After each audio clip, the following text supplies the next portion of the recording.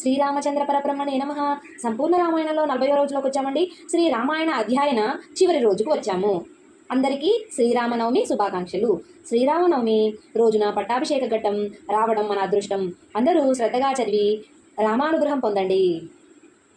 సీతమ్మ అగ్నిప్రవేశం చేసిన సందర్భంలో ఒక్క అగ్ని దేవుడే కాదు, పరమశివుడు, ఇంద్రుడు, ఇతర దేవతలు కూడా అమ్మవారి పాతివ్రత్యాన్ని ప్రకటిస్తారు. పరమశివుడు ఆదేశం, దశరథుని ఆశీస్సులు సీతమ్మను స్వీకరించిన తర్వాత సాక్షాత్తు పరమశివుడు శ్రీరాముడితో నీవు శ్రీ మహావిష్ణువు అవతారమని ఇచ్చిన వాగ్దానం మేరకు 11,000 సంవత్సరములు రాజపాలన చేసి ఆ పిమ్మటనే అవతారమును చాలించవలసినదిగా కోరి ఆకాశం వైపు చూపుతూ పరమశివుడు, రామ, నీ తండ్రి అయిన దశరథుడు తన దివ్యరథంపై అధిరోహించి ఎలా నిరీక్షిస్తున్నాడో చూడు. కారుణ్యమూర్తివైన నీ వలన ముక్తుడై ఆయన ఇప్పుడు ఇంద్రలోకంలో నివసిస్తున్నాడు. నిన్ను చూచేందుకే దశరథ మహారాజు ఇక్కడకు వచ్చాడు. కనుక శీఘ్రమే లక్ష్మణునితో పాటు వెళ్ళి ఆయనకు తిరిగి కలుసుకో అని చెప్పాడు. సీతారామ లక్ష్మణులు వెళ్ళి దశరథుని దర్శనం చేసుకుని ఆశీర్వాదం తీసుకున్నారు. వానరుల పునర్జీవనం. యుద్ధంలో మరణించిన వానర సైన్యాన్ని చూసి రామచంద్రుడు చింతిస్తారు. శ్రీరాముని కోరిక మేరకు దేవేంద్రుడు అమృతవర్షం కురిపించి యుద్ధంలో వీరమరణం పొందిన వానరులందరికీ తిరిగి సజీవులను చేస్తాడు. అంతట దేవతలు తిరిగి వెళ్ళగా వానరులు రాముడు ఆ రాత్రికి అక్కడే గడిపాడు. విభీషణుడు రాజమర్యాదలు రాజలాంఛనలు తెస్తే అవన్నీ వానరులకు ఇవ్వు, భరతుని కలిసే వరకు నేను ఇవి ముట్టను అన్నాడు. అయోధ్య వైపు ప్రయాణం. విభీషణుడు శ్రీరాముని కొన్నాళ్లు లంకలో అతిథిగా ఉండమని ప్రార్థిస్తాడు. కానీ భరతుడు పెట్టిన గడువు 14 ఏళ్లు ముగి వస్తుందని, తాను వెళ్లడం ఆలస్యమైతే భరతుడు ప్రాణత్యాగం చేస్తాడని, నడిచి వెళితే చాలా సమయం పడుతుంది, ఏదైనా ఏర్పాటు చెయ్యని రాముడు తన ఆతృతను వివరిస్తాడు. అప్పుడు వేగంగా వెళ్లేలా విభీషణుడు పుష్పక విమానాన్ని సిద్ధం చేస్తాడు. ఆకాశ మార్గంలో విహారం. శ్రీరాముడు సీతాదేవిని, లక్ష్మణుడిని, సుగ్రీవుణ్ణి, విభీషణాది వానర ప్రముఖులను విమానంలో ఎక్కించుకుని అయోధ్యకు బయలుదేరుతారు. మార్గం మధ్యలో రామసేతు తాను శివుణ్ణి ప్రసన్నం చేసుకున్న స్థలం రామేశ్వర క్షేత్రం గురించి వివరిస్తూ, ఇక్కడే రుద్రుడు నాకు ప్రత్యక్షమయ్యాడు, రుద్ర అనుగ్రహంతోనే నేను యుద్ధం గెలిచాను అంటాడు. ఇతర పురాణాల్లో విశిష్టత వివరింపబడినది.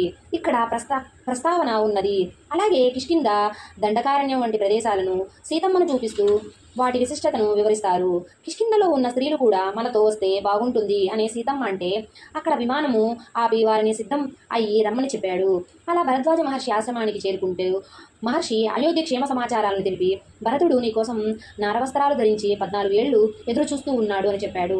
రాముడి కోరిక మేరకు ఆశ్రమం నుండి అయోధ్య వరకు వానర సైన్యం కోసం దారి పొడవునా చెట్లను మధురమైన ఫలాలతో నింపమని అడిగాడు. రాముడు భరద్వాజుడు వెంటనే అనుగ్రహిస్తాడు. హనుమంతుని రాయబారం. రాముడు రాకముందే భరతుని మనోభావాలను తెలుసుకోవడానికి హనుమంతుని దూతంగా పంపిస్తారు. హనుమంతుడు ముందుగా గుహుడికి, ఆ తర్వాత నందిగ్రామంలో తపస్సులో ఉన్న భరతుడికి రాముని విజయవార్తను చేరవేస్తాడు. నేను తిరిగి వస్తున్నాను అన్నప్పుడు భరతుడి ముఖం కవళికలు ఎలా ఉన్నాయి బాగా గమనించు అన్నాడు రాముడు. ఒకవేళ రాజ్యం కోరితే నేను అడవిలోనే ఉండిపోతాను అన్నాడు. కానీ శ్రీరామ విజయం ఆగమన వార్త విన్న భరతుడు ఆనంద పారవస్యంతో ఉక్కిరిబిక్కిరవుతాడు. రాముడి కోసం అన్ని ఏర్పాటు చేసి పిదప భరతుడు రామపాదుకలను, ధవళోశోభితమైన రాజఛత్రాన్ని, చామరాలను తీసుకున్నాడు. అంతటా పలువురు బ్రాహ్మణులు వెంట రాగా శంఖనాదాలు, దుందుభీధ్వనాలు మధ్య తన కుటీరం నుండి వెలుపలకు వచ్చాడు. రాముడు వస్తున్నాడన్న వార్త క్షణాల మీద వ్యాపించింది. దాదాపు అయోధ్యాపురం జనాభా మొత్తం ఆయనను చూడాలని నందిగ్రామానికి తరలివచ్చారు. భరత రాముల కలయిక నందిగ్రామం. పుష్పక విమానం నందిగ్రామానికి చేరుకుంటుంది. దివ్య విమానం భూతలానికి దిగడంతో భరతుడు పరుగునా వెళ్ళి ఆ రథంలోకి ఎక్కి తన అగ్రజుని అభివాదం తెలిపాడు. రాముడు తక్షణమే తన ఆసనం మీద నుండి లేచి భరతుని ఆలింగనం చేసుకుని తన అంకం మీద తీసుకున్నాడు. దివ్య ప్రేమావేశంతో మృదులమైన హృదయంతో బాష్పపూరిత నయనాలతో భరతుడు శ్రీరామచంద్రుణ్ణి సమీపించి అపరిమితుడు. రాముడు వస్తున్నాడన్న వార్త క్షణాల మీద వ్యాపించింది. దాదాపు అయోధ్యాపురం జనాభా మొత్తం ఆయనను చూడాలని నందిగ్రామానికి తరలివచ్చారు. భరత రాముల కలయిక నందిగ్రామం. పుష్పక విమానం నందిగ్రామానికి చేరుకుంటుంది. దివ్య విమానం భూతలానికి దిగడంతో భరతుడు పరుగునా వెళ్ళి ఆ రథంలోకి ఎక్కి తన అగ్రజుని అభివాదం తెలిపాడు. రాముడు తక్షణమే తన ఆసనం మీద నుండి లేచి భరతుని ఆలింగనం చేసుకుని తన అంకం మీద తీసుకున్నాడు.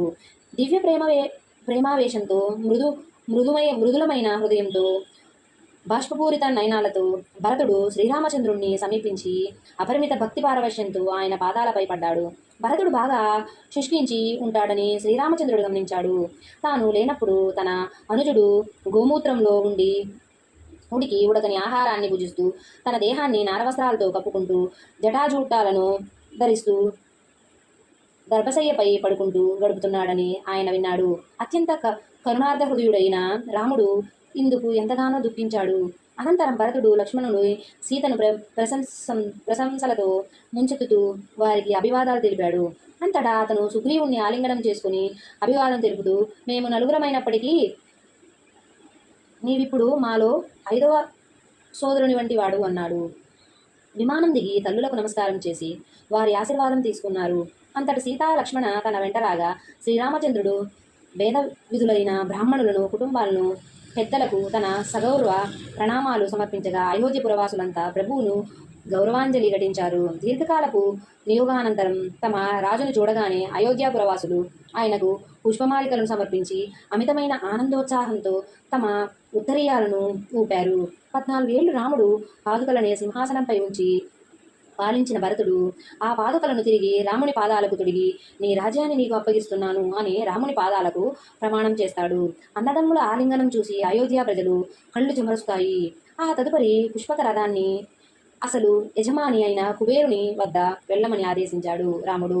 శ్రీరామ పట్టాభిషేకం, రామరాజ్యం. అంతటా రాముడు తన గురువైన వశిష్ఠుని పాదాల వద్ద కూర్చొని ఉండగా భరతుడు ఆయన ఎదుటకు వచ్చి, ప్రియాగ్రజ, దయచేసి ఇంకా ఆలస్యం లేకుండా రాజసింహాసనంపై పట్టాభిషిక్తుడివై రాజభోగాలతో కూడిన జీవితాన్ని పునఃస్వీకరించు అని ప్రార్థించాడు.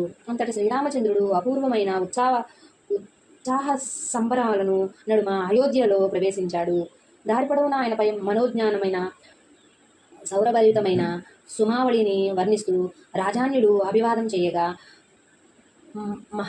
మహానీయులైన బ్రహ్మాది దేవతలు అమితానందోత్సాహంతో ప్రభువు యొక్క లీలా విశేషాలు ఘనంగా కీర్తించారు. కులగురు అయిన వశిష్ఠుడు శ్రీరామచంద్రుని శిరోముడునాదాలను చేయించి ఆయనకు జటాజూటాల నుండి విముక్తి కలిగించాడు. స్నానాంతరం ఎట్టకేలకు రాముడు తిరిగి రాజోచింతమైన వస్త్రాలను ధరించి పుష్పమాలలు చేత ఆభరణాల చేత అలంకృతుడైన 3 మాతృమూర్తులను, సీతమ్మను అలాగే సంభూషితురాలిని చేయగా వానరులు సతీమణులు కూడా అదేవిధంగా నూతన వస్త్రాభరణాలు ధరించారు. భరతుని అభ్యర్థన మేరకు జాంబవంతుడు, హనుమంతుడు, గవయుడు, వృషభుడు చతుస్సముద్రాల నుండి జలాలను తీసుకురాగా 500 మంది శక్తిమంతులైన వానరులు 500 పవిత్ర నదుల నుండి జలాలను తీసుకొచ్చారు. అంతటా ఆ జల కలశాలన్నిటినీ వశిష్ఠుని ఎదుట ఉంచారు. తదుపరి ఆ మహర్షి విలువైన రత్నమాణిక్యాలతో నిర్మించబడిన సింహాసనంపై రాముణ్ణి, సీతను ఆసీనులను గావించాడు. వామదేవుడు, జాబాలి, కాశ్యపుడు, కాత్యాయనుడు, సుయజ్ఞుడు, గౌతముడు, విజయ ఋషులు సహకరించగా వశిష్ఠుడు పట్టాభిషేక మహోత్సవాన్ని నిర్వహించాడు. తొలుత బ్రాహ్మణులకు అభిషేకించారు. తర్వాత ఒక కన్య రాముణ్ణి అభిషేకించింది. ఆపై ఆయన సచివులు, ప్రముఖ యోధులు, వైశ్యులు ఒకరి తర్వాత ఒకరు అభిషేకించారు. అంతిమాభిషేకం అయిన మీదట వశిష్ఠుడు పట్టాభిషేక మహోత్సవాన్ని ఆకాశం నుండి వీక్షిస్తున్న లోకోపాలరులను, ఇతర దేవతల ముఖ్యులను రామునిపై ఓషధులతో సంప్రోక్షించవలసిందిగా ఆదేశించాడు. మొక్తధారణ. అంతటా రాముడు ఒక అమూల్యమైన రత్నఖచితమైన స్వర్ణ సింహాసనంపై కూర్చునగా వశిష్ఠుడు ఆయన శిరస్సుపై రాజమకుటాన్ని పెట్టి ఆయన దేహాన్ని స్వర్ణాభరణంతో అలంకరించారు. గతంలో ఇక్ష్వాకుల వంశంలో మహారాజులందరి చేత ధరించబడిన ఈ కిరీట వైవస్వత మనుషులు యొక్క పట్టాభిషేకం కోసం బ్రహ్మదేవుని చేత కలశాలన్నిటినీ వశిష్ఠుని ఎదుట ఉంచారు. తదుపరి ఆ మహర్షి విలువైన రత్నమాణిక్యాలతో నిర్మించబడిన సింహాసనంపై రాముణ్ణి, సీతను ఆసీనులను గావించాడు. వామదేవుడు, జాబాలి, కాశ్యపుడు, కాత్యాయనుడు, సుయజ్ఞుడు, గౌతముడు, విజయ ఋషులు సహకరించగా వశిష్ఠుడు పట్టాభిషేక మహోత్సవాన్ని నిర్వహించాడు. తొలుత బ్రాహ్మణులకు అభిషేకించారు. తర్వాత ఒక కన్య రాముణ్ణి అభిషేకించింది. ఆపై ఆయన సచివులు, ప్రముఖ యోధులు, వైశ్యులు ఒకరి తర్వాత ఒకరు అభిషేకించారు. అంతిమాభిషేకం అయిన మీదట వశిష్ఠుడు పట్టాభిషేక మహోత్సవాన్ని ఆకాశం నుండి వీక్షిస్తున్న లోకోపాలరులను, ఇతర దేవతల ముఖ్యులను రామునిపై ఓషధులతో సంప్రోక్షించవలసిందిగా ఆదేశించాడు. మొక్తధారణ. అంతటా రాముడు ఒక అమూల్యమైన రత్నఖచితమైన స్వర్ణ సింహాసనంపై కూర్చునగా వశిష్ఠుడు ఆయన శిరస్సుపై రాజమకుటాన్ని పెట్టి ఆయన దేహాన్ని స్వర్ణాభరణంతో అలంకరించారు. గతంలో ఇక్ష్వాకుల వంశంలో మహారాజులందరి చేత ధరించబడిన ఈ కిరీట వైవస్వత మనుషుల యొక్క పట్టాభిషేకం కోసం బ్రహ్మదేవుని చేత ప్రత్యేకంగా రూపొందించబడినది. దేవేంద్రుని సూచన మేరకు వాయుదేవుడు రాముని మెడలో 100 స్వర్ణ కమలాలతో కూర్చబడిన హారాన్ని వేసి ముత్యాలతోనూ మణులతోనూ కూడిన ఓ దివ్యకంఠహారాన్ని ఆయనకు కానుకగా సమర్పించాడు. శత్రుఘ్నుడు రాముని శిరస్సుపై రాజఛత్రాన్ని పట్టగా సుగ్రీవుడు విభీషణులు ఇరుపక్కల నిలిచి వింజామరులు వీచారు. హనుమను సీతమ్మకు హారాలు ఇచ్చి లక్ష్మణస్వామి యువరాజుగా ఉండమని రాముడు కోరగా నీ సేవయే చాలు అన్నాడు. భరతుని యువరాజుగా చేశాడు. వానర రాక్షస ప్రముఖులు అందరికీ వారి వారి స్థాయికి తగ్గట్టుగా బహుమతులు ఇచ్చారు. సీతారాములు ఈ విధంగా రాముడు తన రాజధాని అయిన అయోధ్య నుండి భూమండలాన్ని 11,000 సంవత్సరాలు పరిపాలించాడు. ఆ సమయంలో ఆయన 100 అశ్వమేధాలతో సహా అనేక యజ్ఞాలు చేశాడు. శ్రీరాముని రాజ్యపాలన కాలంలో అరణ్యంలో నదులు, పర్వతాలు, మహాపర్వతాలు, రాజ్యాలు, సప్తద్వీపాలు, సప్తసాగరాలు అన్నీ అనుకూలంగా ఉండి సకల ప్రాణికోటికి అవసరమైన జీవనావసరాలను సమకూర్చాయి. దేహబాధలు, మానసిక బాధలు, వ్యాధి, వృద్ధాప్యం, వియోగం, విలాపం, ఆపద, భీతి గాని అనేవి ఎవరికీ ఎన్నడూ కలుగనే లేదు. భర్తృ వియోగంతో విలపించవలసిన వితంతువులెవరూ లేరు. వ్యాధుల చొరబీతి కూడా లేవు. భూలోకం యావత్తు విష్ణులోకం వలె బాసిల్లింది అని వాల్మీకి మహర్షి రామాయణం ముగించాడు. ఈ రామాయణ మహాకావ్యం సర్వశుభకరం, సమస్త ప్రయోజనములను చేకూర్చుకున్న దీని శ్రవణము వలన కుటుంబ వృద్ధియు ధన ధాన్య సమృద్ధియు కలుగును. ముఖ్యముగా స్త్రీలకు ఉత్తమమైన సుఖములు ప్రాప్తించును. ఈ ఇతిహాసమును ఆయురారోగ్యములను, కీర్తి ప్రతిష్టలను, సౌభ్రాతృత్వములను, బుద్ధి కౌశలములను, సుఖశాంతులను, తేజో వైభవములను ప్రసాదించును. కావున సమస్త సంపదలను అభిలాషించేడి సత్పురుషులు నియమనిష్ఠులతో దీనిని శ్రవణము చేయవలెను. ప్రాచీనమైన ఈ రామోదంతమును మీకు సర్వశుభాలను చేకూర్చుగాక. మీపై శ్రీమన్నారాయణుని ప్రభావము మిక్కిలి ప్రసరించుగాక. ఈ రామాయణమును తమకడ కలిగియుండి ఇందలి దివ్యగాథను విన్నచో దేవతలను, పితృదేవతలను తృప్తిపడుదురు. వాల్మీకి మహాముని రచించిన రామాయణ సహితను భక్తితో రాసి వారు తప్పక స్వర్గసుఖాలను పొందుదురు. శ్రీరామనవమి రోజు శ్రీరాముని పట్టాభిషేక ఘట్టం వినడం కూడా ఒక యోగము. ఇది కూడా సంపూర్ణ రామాయణం అధ్యయనంలో భాగం. ఇది చదివించి మిమ్మల్ని రాయించి నన్ను తరింపచేసిన రామచంద్రునికి శిరసా నమస్కరిస్తున్నాను.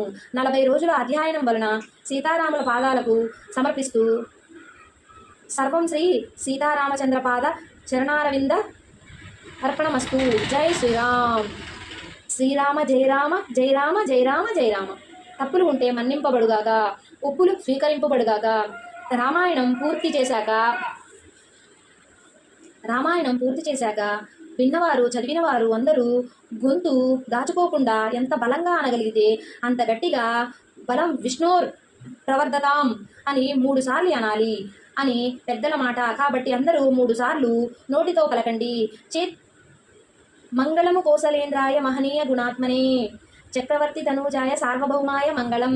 స్వస్తి ప్రజాభ్యాం పరిపాలయాంతాం న్యాయేన మార్గేణ మహిషాం గోబ్రాహ్మణేభ్యాం శుభమస్తు నిత్యాం. లోకా సమస్త సుఖినో భవంతు. ఓం శాంతి శాంతి శాంతి. సహకరించిన మీ అందరికీ ధన్యవాదాలు. రామానుగ్రహం కలుగుగాక. స్వస్తి.